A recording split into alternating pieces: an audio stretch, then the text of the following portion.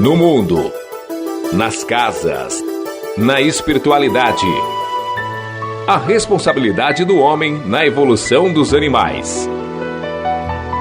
No ar, pela Web Rádio Meimei. Animais, nossos irmãos.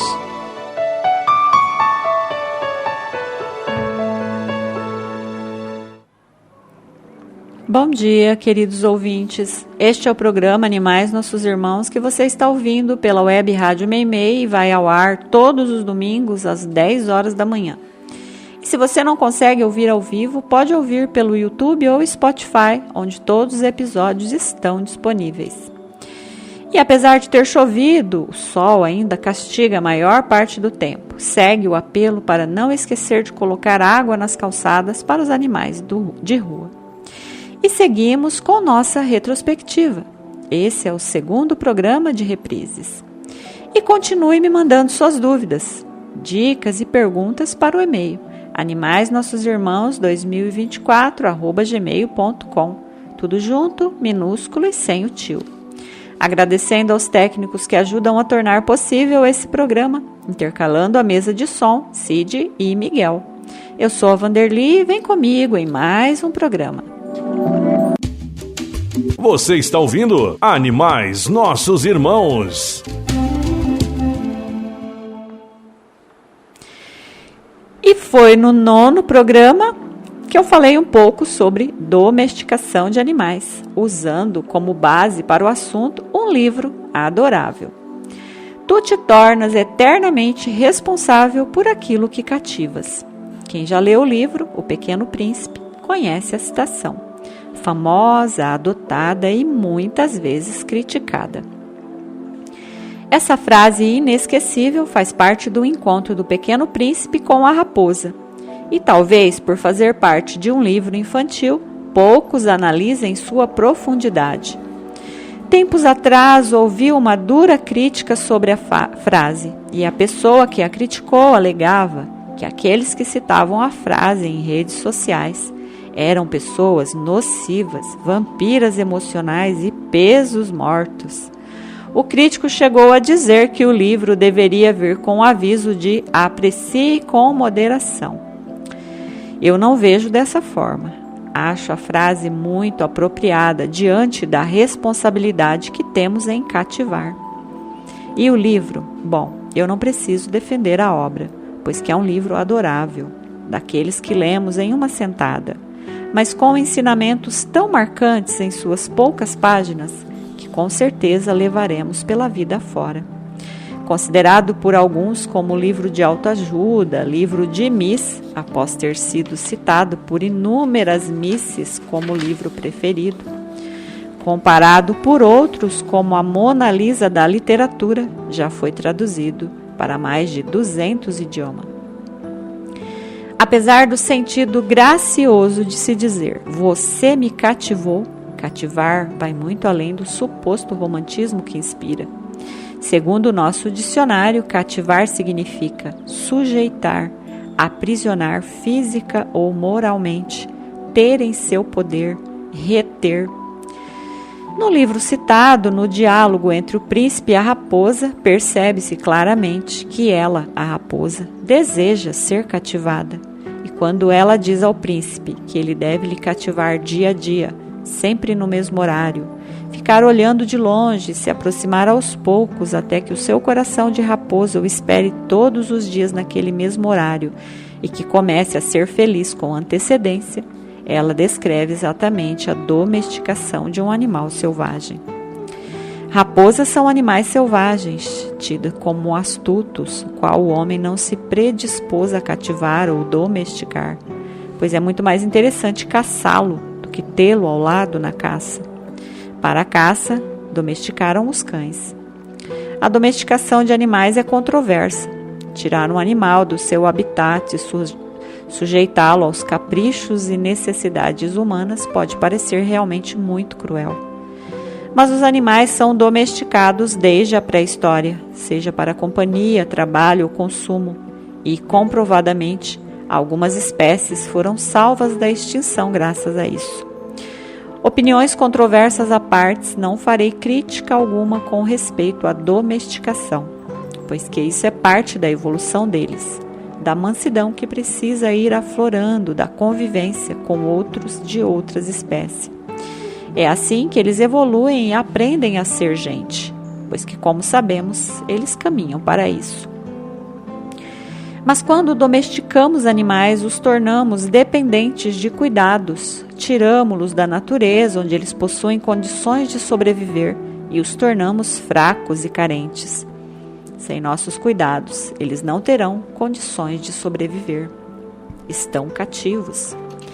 O pássaro em uma gaiola, cativo do nosso egoísmo, está sujeito a morrer de fome ou sede, caso nos esqueçamos deles por alguns dias.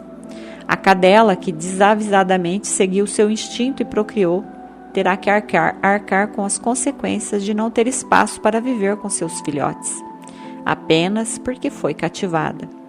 O cavalo resignado em se manter preso a uma corda de 0,5 metro, amarrada em uma cerca sob o sol, ignorando que a liberdade pode estar a apenas um puxão. O boi que caminha reticente ao seu fim, mas desconhecendo sua força, é incapaz de se voltar contra os algozes que o empurram sem piedade. O peixe inquieto que dá voltas e mais voltas no limitado espaço, muitas vezes faminto, respirando seus excrementos, esperando que alguém se lembre de que eles não são adornos de decoração, são seres vivos e estão cativos. O gato que segue seu instinto, pensando ser livre, achará muito estranha aquela ave na gaiola e pode ter desagradáveis surpresas quando se tornar uma ameaça aos olhos daquele que se encanta com um cantar tão triste. Nós, seres humanos, quase que em totalidade já fomos domesticados, pois vivemos cativos da família e da sociedade. Como saberíamos doar se não estivéssemos presos às amarras do sentimento? Liberdade é coisa de selvagem, que crê não precisar se prender a nada e segue negando sua responsabilidade perante a vida e perante ao próximo. Mas o problema não está em cativar. O sentimento que despertamos, na maioria das vezes, intencionalmente, usando de artifícios de sedução, deve ser proporcional à nossa responsabilidade, pois animais e pessoas não são objetos, apesar de que muitos, independente da espécie, possam ser comprados em qualquer esquina. Então, você não se torna responsável apenas pelo que cativa, você se torna responsável também pelo que foi cativado em nome da sua comodidade e do seu bem-estar. O ouvinte quer saber.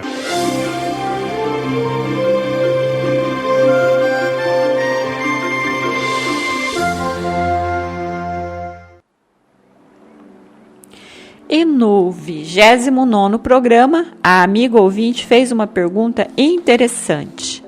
O que dizer dos veterinários que vão até o frigorífico para testar a saúde do animal que vai para o abate? Não há incoerência diante da profissão de salvar vidas? Olá, querido ouvinte, obrigada pela pergunta. E sim, é uma total incoerência. Mas vamos entender que a profissão de veterinário não nasceu para atender os animais. Ela nasceu para controlar zoonoses, para que o homem tivesse saúde no convívio e consumo dos animais. As mudanças na profissão acontecem de acordo com a demanda, ou seja, somos nós e nossas mudanças que mudam os profissionais. No passado, os fazendeiros criavam os filhos para isso, para estudar e ajudar na criação de gado até a hora do abate. Sabemos que animais pedem cuidados, mas os cuidados nasceram da necessidade do lucro. No livro O Evangelho dos Animais, do grupo ASEAMA, há um assunto voltado especialmente a isso. E olha o parágrafo interessante que vou ler, que fala sobre a dessensibilização que ocorre dentro de uma faculdade de medicina veterinária, onde o aluno, muitas vezes cheio de sonhos e amor, precisa perder a compaixão e sentimento para levar adiante o sonho de ser veterinário. Vamos ao trecho do livro. Precisa tornar-se frio para poder ver tudo aquilo como natural e abandonar, pelo menos em parte, quando não completamente, o amor que o incentivou a fazer a faculdade, para ver os animais como objeto de estudo, como se fosse a lousa, o livro, o computador, enfim, como mais uma máquina. Isso sem falar nas disciplinas que ensinam que cães, gatos e animais selvagens são uma coisa, bois, vacas e carneiros outros. Ele aprende a exploração animal e formas cada vez mais impressionantes de aumentar a produção para satisfazer o homem. Como eu disse, a Faculdade de Medicina Veterinária nasceu da necessidade do homem, e o juramento da profissão, antes voltado ao bem-estar humano, está sendo melhorado aos poucos, e há alterações sendo feitas ao longo do tempo, priorizando os animais e não os humanos, como acontecia no início da profissão. A sociedade muda e cobra um atendimento de amor para com seus pets, e hoje vemos alguns veterinários como verdadeiros anjos. Mas nem todos são assim. A profissão é reconhecida e valorizada, levada por esse amor e respeito das pessoas pelos animais. Amor esse que cresce a olhos vistos, mas nem todos os profissionais se tornarão veterinários por quererem ajudar animais. Muitos deles o farão por oportunismo. Mas nós espíritas ou simpatizantes sabemos que nada é por acaso, que muitos assassinos de animais reencarnam e se voltam para a profissão, mesmo que por ambição financeira. Esse indivíduo estará frente a frente com a oportunidade de aprender a amar animais, de curar e ressarcir seus crimes do passado. E quanto aos veterinários irem em frigoríficos, eles não são obrigados a isso. E muitos que amam realmente animais não aceitam esse lado da profissão. Mas nós sabemos que o dinheiro ainda fala mais alto em nosso mundo. E aqueles que não querem abrir clínicas aceitam contratos com frigorífico e viram os profissionais do bom bife, aqueles que cuidam do animal que vai para o prato. Tudo tem o tempo e nós caminhamos para ter profissionais que visam unicamente o bem-estar animal. Mas para isso, somos nós que precisamos escolher entre um profissional que quer ajudar e um que quer receber a conta. Obrigada pela pergunta e continue perguntando. Na Web Rádio Meimei, Animais Nossos Irmãos.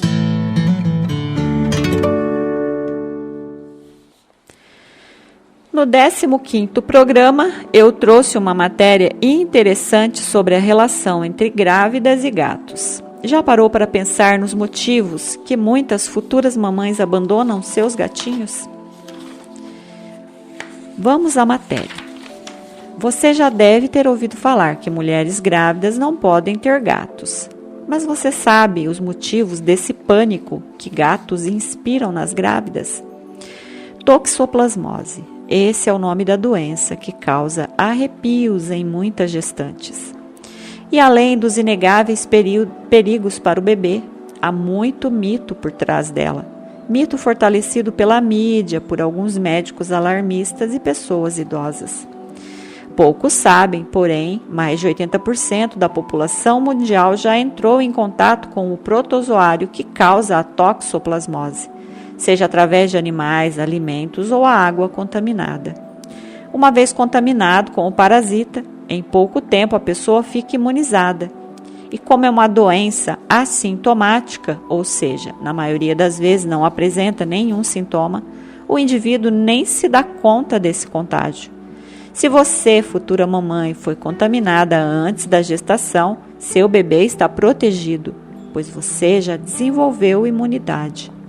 Agora vem a parte onde eu defendo os gatinhos. Apesar de levarem toda a culpa e a doença ser vulgarmente chamada de doença do gato, a maior forma de contágio é através da alimentação, ou melhor dizendo, através da ingestão de carnes de suínos, caprinos e até mesmo de bovinos, quando mal cozidas, podem transmitir a doença. Alguns médicos alarmistas até aconselham mulheres grávidas a se livrarem de seus bichinhos. Mas o interessante é que nunca ouvi um desses médicos aconselharem essas mesmas mães a pararem de comer carne. Por que será? Tão perigosa aos bebês a informação quanto a toxoplasmose estão a rubéola e a sífilis. Só que no caso dessas duas últimas, o contágio é feito pelo próprio ser humano.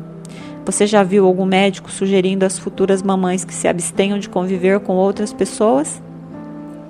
Os gatos desempenham, sim, um papel importante na disseminação da toxoplasmose. Não vou negar isso, e nem tampouco ir contra as exaustivas pesquisas científicas. Gatos ficam infectados ao comer roedores, passarinhos e outros pequenos animais contaminados. O parasita então é passado para as fezes do gato e, uma vez em contato com essas fezes, pode-se facilmente ser contaminado. Mas, mamães, não se apavorem. A toxoplasmose tem cura. A maioria das pessoas saudáveis recuperam-se da toxoplasmose sem tratamento. Mas, se necessário, podem ser tratadas com uma combinação de medicamentos. Mulheres grávidas, recém-nascidos e bebês podem sim ser tratados e curados. Incontáveis gatos são descartados ao lixo por conta do medo e da desinformação. Além da saúde, ofereça ao seu futuro bebê o bom exemplo também. Não ensine a ele que um amor vale mais que o outro, que a vinda dele a esse mundo custou o lar de um inocente. Mas se o seu medo for muito grande, deixe seu gatinho com alguém de confiança por alguns meses, até que a formação do seu bebê esteja em um processo que não corra mais riscos. Depois busque seu gatinho de volta, afinal, você é a família dele. Vanderly do Carmo está apresentando Animais Nossos Irmãos.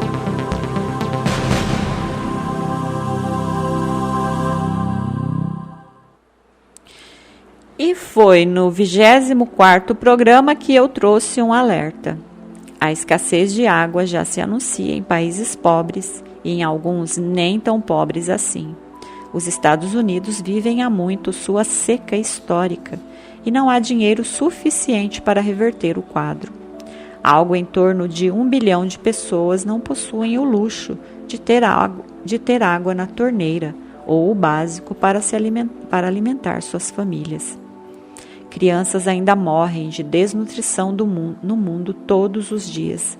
E se estamos longe de reverter esse quadro no momento, imagine daqui 40 anos com o líquido sagrado escoando pelo ralo ininterruptamente. O homem utiliza 1/3 das terras férteis do planeta somente para plantar e alimentar os animais que irão para o abate. E já há relatos de que não haverá água suficiente para a demanda produtiva das próximas décadas. Confinados ou no pasto, bovino, caprinos e outros hinos consomem as reservas naturais, que já são poucas. Afinal, somos 8 bilhões de animais humanos nesse presente momento, alguns sedentos e famintos. Todo grão utilizado na alimentação dos animais, que depois, por sua vez, servirão de alimento, poderia ser utilizado para saciar a fome de grande número de pessoas. Uma lógica meio ilógica. Alimentar o alimento com escasso alimento. Se pensarmos que os grãos utilizados na criação de gado, ovinos, caprinos e outros, alimentaria milhares de famílias em alguns países africanos. Estudos revelam que o mundo, dentro em breve, deverá passar por uma drástica mudança na sua dieta, substituindo a proteína animal pela proteína vegetal, já que a dieta vegetariana consome de 5 a 10 vezes menos água do que a carnívora, pois que além de toda a irrigação necessária para o cultivo do alimento para o gado e a própria água consumida pelos mesmos, ainda há o desmatamento para cultivar o pasto, e nem preciso ressaltar que sem árvores não há rios. E aí, está pronto para largar o osso? Está pronto para começar já e ajudar nas mudanças? Ou vai ficar repetindo e repetindo textos que nada significam diante da realidade atual? Pense nisso. Você sabia?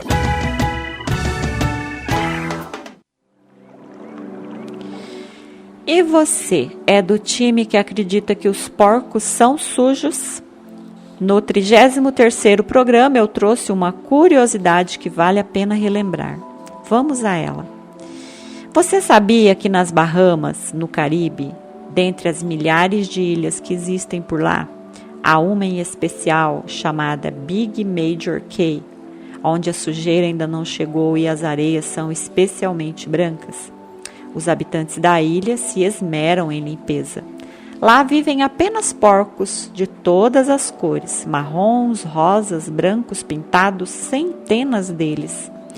Foram deixados por marinheiros que queriam uma reserva de alimento para quando retornassem. Naquelas praias eles foram esquecidos. Os marinheiros não retornaram. Eles se adaptaram, aprenderam a nadar e se multiplicaram. Hoje eles são uma sensação para turistas que escolhem esse roteiro de viagem, especialmente para nadarem com eles e fotografarem os dóceis moradores da ilha, sempre esperando pelas frutas que os visitantes trazem.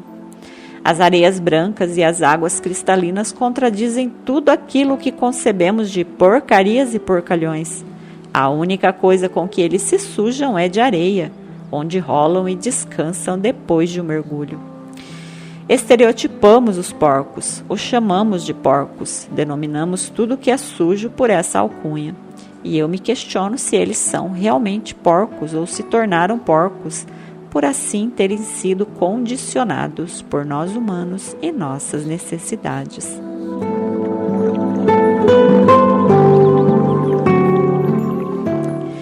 E mais um programa chegando ao fim. Muito obrigada a todos que estiveram comigo. Um excelente domingo, amparados pelo amor de Jesus e Maria. Para essa semana que se inicia, muita paz e atitudes de amor para com todos os seres vivos. Lembrando que somos parte de algo muito maior e isso inclui os animais. Tenham todos uma excelente semana, fiquem com Deus e até o próximo programa.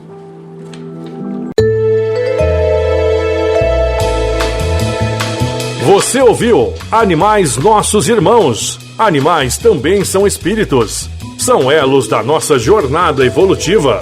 Eles são os nossos irmãos.